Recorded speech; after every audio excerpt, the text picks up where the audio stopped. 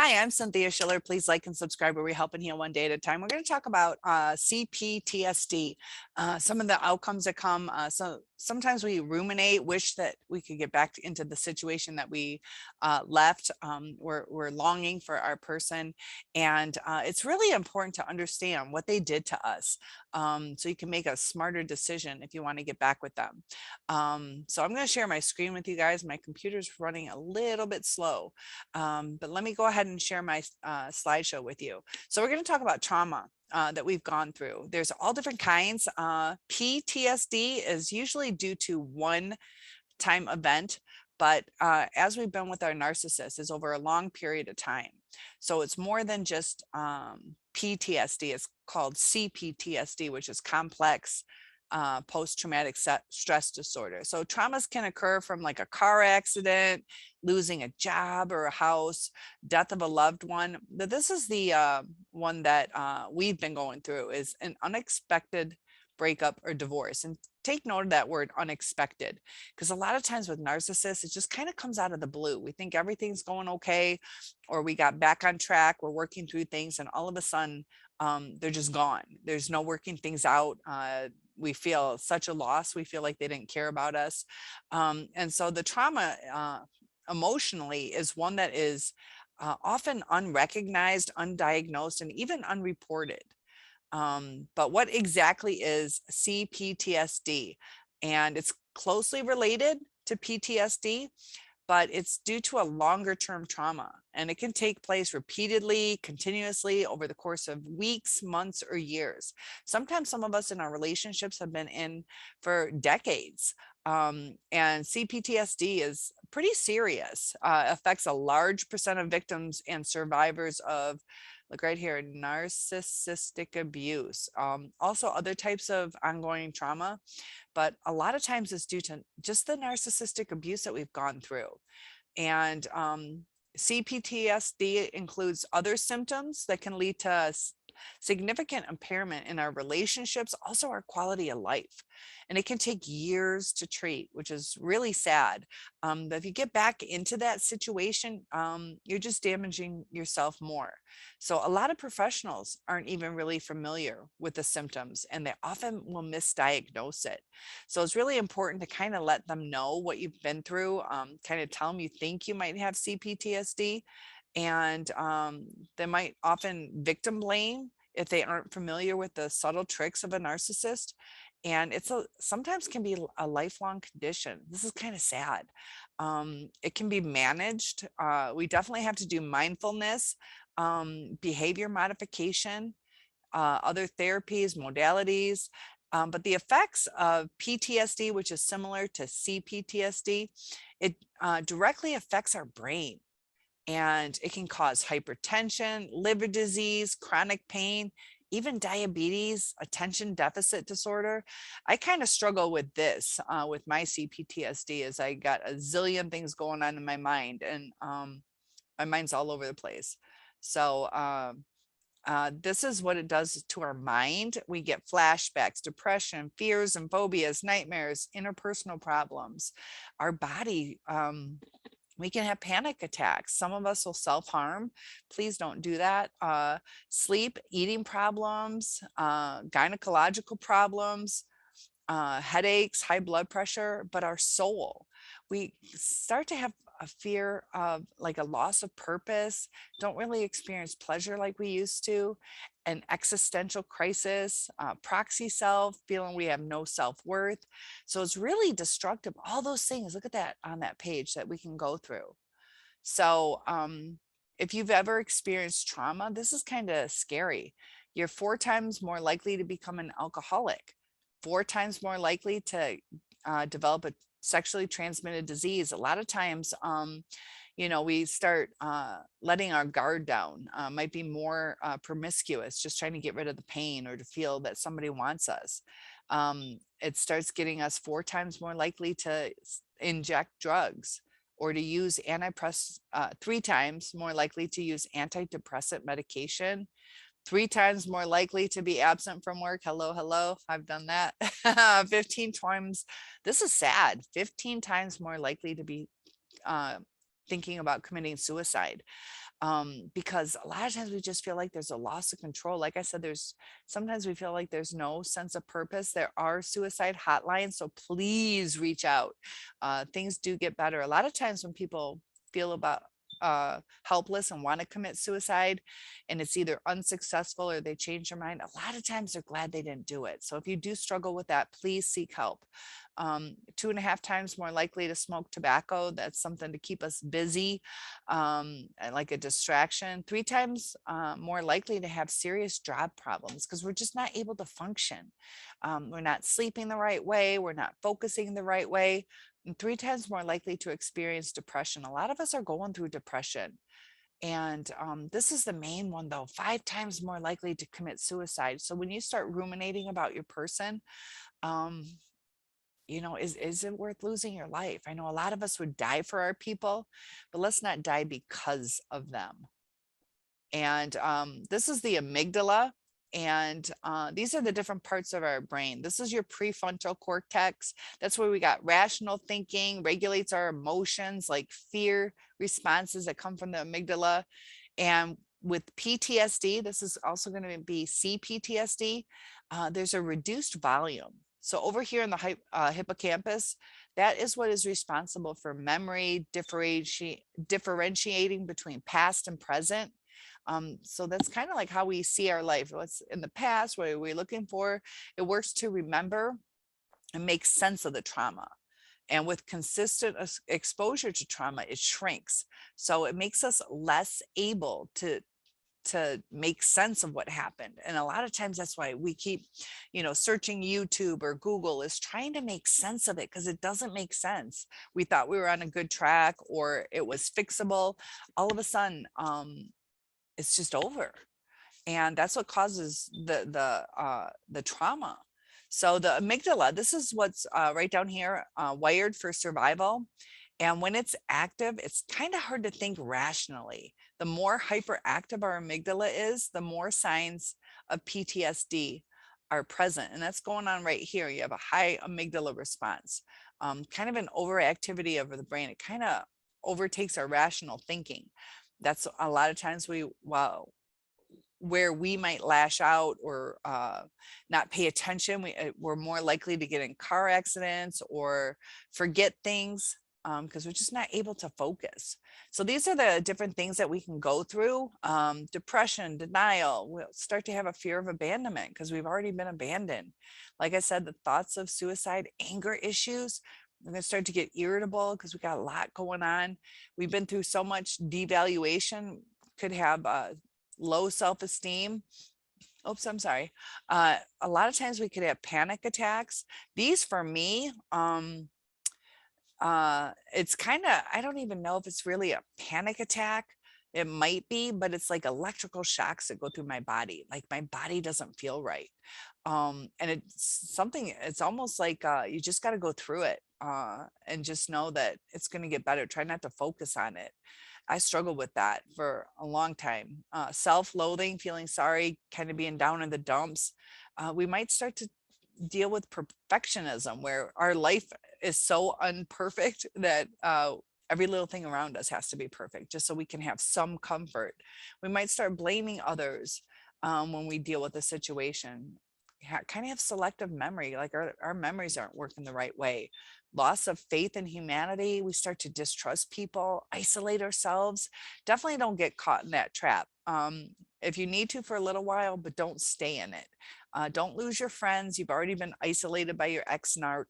And, when you talk to people, try to find somebody who understands what you went through, because just talking to people might not bring you comfort because they're not going to really understand what you went through. So they're going to tell you, you're crazy for feeling what you're feeling. Just get over it. What's the big deal? You were stupid for staying with them. But if somebody's dealt with a narcissist, they can understand the trauma bond a little bit better. That's why YouTube's really good for all these different people with their platforms, can really kind of help us heal because we're searching for people who understand us, also the right answers. So it kind of starts being harder to make friends. So it's good to get out there. Vitamin D from the sun helps us, also invigorates us. Sometimes we feel shame, guilt, focusing on wanting revenge. Try not to change who you are. I know a lot of you guys want revenge. I've really not really gone through that. The only thing I kind of wanted was a little bit of karma just to kind of, you know, so they like look back like what they did. But I never really wanted like real revenge, just more of a coming to see what they did. But don't focus on revenge. Focus on moving forward. Because anytime you do revenge with a narcissist, they come back 10 times harder. It's only going to hurt you more. You might have some flashbacks. That's totally normal. Sometimes it's hard to move forward because of those flashbacks. You're going to have some memory repression. You're going to start putting things back in your mind. Dissociation, eating disorders, substance abuse, alcoholism. So if you drink or dabble in the substances, kind of, be really cautious. It's easy to slip into that hole. Promiscuity, not really being selective in your sexual partners. Be careful on that because there are STDs. And also sometimes, depending on who you are, you might start having some guilt or feel shame for doing that. So make sure you're in the right mindset with who you sleep with. Chronic pain can happen. See how it's like written in pink. Sometimes you can have some chronic pain just from having a relationship, just from loving someone where it didn't work out. Cardiovascular problems, gastrointestinal, migraines. So definitely take care of yourself during this time. You will heal, things will get better. But just knowing what we are going through so we don't feel like we're crazy or it's helpless, it does get better. So when you're a survivor of narcissistic abuse, like I said, you might have some dissociation, which is kind of a separation of normally related mental processes. And it kind of manifests as brain fog. So if you feel like you're having a hard time comprehending or paying attention, you start to feel disconnected from reality. And that's just a trauma response. It's kind of like our little getaway from the trauma that we've gone through. But this is what we need to remember. If you're ruminating, hoping your person back, this dissociation in extreme cases can actually lead to multiple personalities.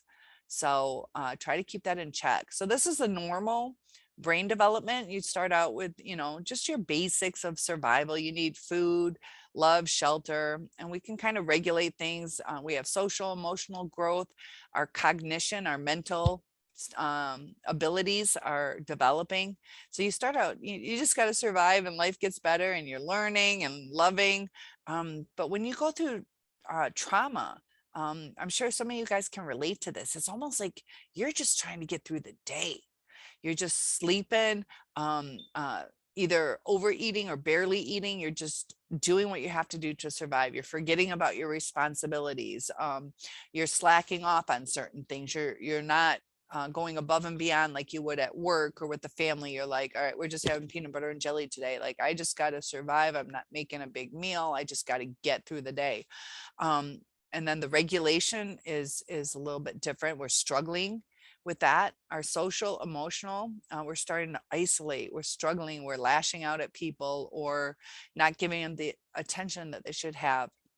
And this is the thing right here, our cognition. Like I said, it leads to brain fog, inability to concentrate.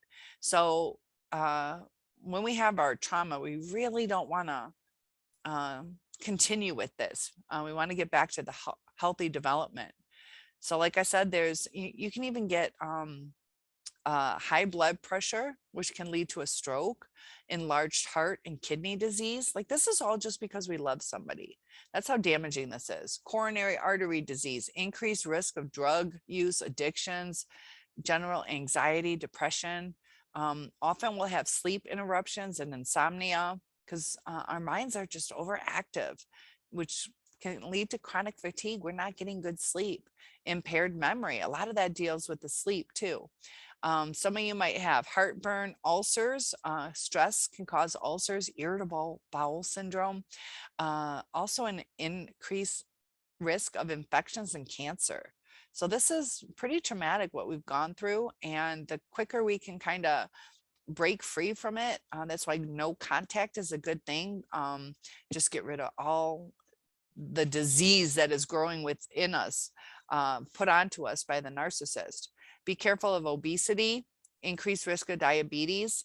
That kind of goes hand in hand. Sometimes you do get diabetes without being overweight, but obesity does increase it.